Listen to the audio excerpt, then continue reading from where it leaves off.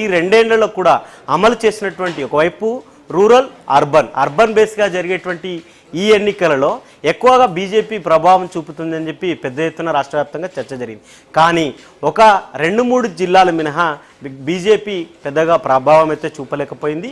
ఇక బీఆర్ఎస్ అయితే కరీంనగర్ కానీ లేకపోతే వరంగల్, మహబూబ్ నగర్, ఖమ్మం కొంత బెల్టు, ఇక నల్లగొండలో లీస్ట్ కొంత బీఆర్ఎస్ చూపగలిగింది. కానీ కాంగ్రెస్ పార్టీ కొంత ఎమ్మెల్యే ఎన్నికలకు, ఎమ్మెల్సీకి, ఎంపీకి పోల్చుకుంటే కొంత మున్సిపల్ ఎన్నికలలో మాత్రం ప్రభావం చూపిందని చెప్పి చెప్పుకోవాలి. ఈ 2 ఏళ్ల పాలనలో కాంగ్రెస్ పార్టీ అమలు చేసినటువంటి అభివృద్ధి పథకాలనేతేమి, మరొకవైపు ప్రచారం దృష్ట్యా సీఎం రేవంత్ రెడ్డి ఉమ్మడి జిల్లాల వారీగా ప్రచారం చేయడం, మరొకవైపు ఇన్ఛార్జి మీనాక్షి నటరాజన్తో పాటు పీసీసీ చీఫ్, ఇవన్నీ కలిసి వచ్చాయని చెప్పి కాంగ్రెస్ పార్టీ భావిస్తుంది.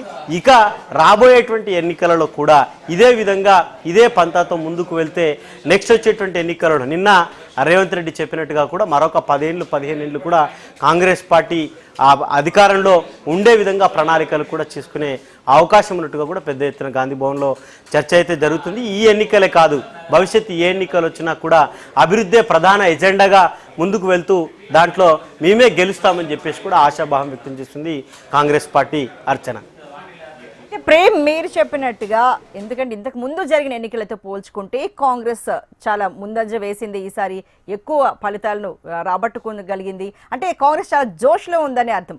మరి దీన్ని బట్టి చూసుకుంటే రాబోయే రోజుల్లో కాంగ్రెస్ ఎలా ఉండబోతోంది? అయితే ఇంతకు ముందు జరిగిన మున్సిపల్ ఎన్నికలు చూసుకుంటే 66% నమోదైంది అప్పుడు మనకు పోలింగ్, ఇప్పుడైతే 72% వరకు వెళ్ళింది. ఇది అధికార కాంగ్రెస్ పార్టీకి ఏ రకంగా వెన్నుదన్నుగా నిలిచింది అనుకోవచ్చు? ఒకటి, పోలింగ్ శాతంతో కంటే కూడా మేజర్గా 2 ఉంటాయి, అధికారం, ప్రతిపక్ష పార్టీ. ఇప్పుడు కాంగ్రెస్ తెలంగాణ ఇచ్చినా కూడా 10 ఏళ్ళు అధికారంలో లేకపోయింది. ఆనాడు బీఆర్ఎస్ ఉంది, ఆ ప్రతిపక్షంలో కాంగ్రెస్ పార్టీ ఉంది. ఇప్పుడు అధికారంలో కాంగ్రెస్ పార్టీ, అటు ప్రతిపక్షంలో బీఆర్ఎస్ ఉంది. బీజేపీ కూడా ప్రధాన ప్రతిపక్ష పార్టీకి పోటీ పడుతూ బీజేపీ కూడా కొంత ముందుకు వస్తున్నటువంటి పరిస్థితి అయితే కనబడుతుంది. నిజానికి ఆ 10 ఏళ్లతో ఇప్పుడు కనుక పోల్చుకుంటే 10 ఏళ్ల కాంగ్రెస్ ప్రతిపక్షానికి సంబంధించి కనుక చూసుకుంటే బీఆర్ఎస్ కొట్లాడినంత కొట్లాట ఆ 10 ఏళ్లలో కాంగ్రెస్ పార్టీ చేయలేకపోయింది.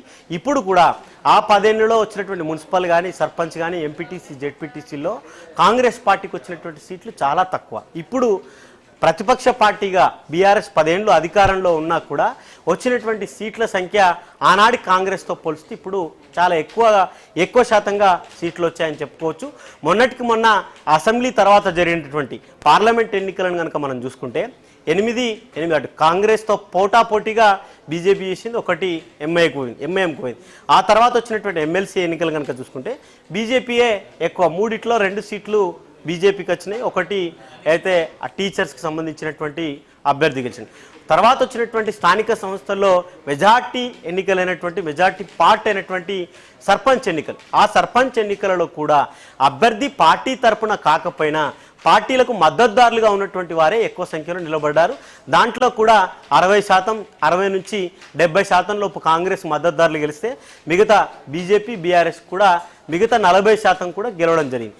ఇక ఇప్పుడు వచ్చినటువంటి మున్సిపాలిటీలలో కూడా మెజారిటీ వార్డులలో కాంగ్రెస్ గెలిచిన కింది స్థాయిలో ప్రతిపక్షంగా ఉన్నటువంటి కాంగ్రెసు, ప్రతిపక్షంలో ఉన్నటువంటి బీజేపీ, బీఆర్ఎస్ ఈ 2 కూడా ఆయా అధికార పార్టీతో కొంత పోటీకి దగ్గరగా అంటే ఈ 2 పార్టీలు కలిపితే కాంగ్రెస్ గెలిచినటువంటి సభ్యుల కంటే కూడా ఎక్కువగా ఉండే అవకాశం.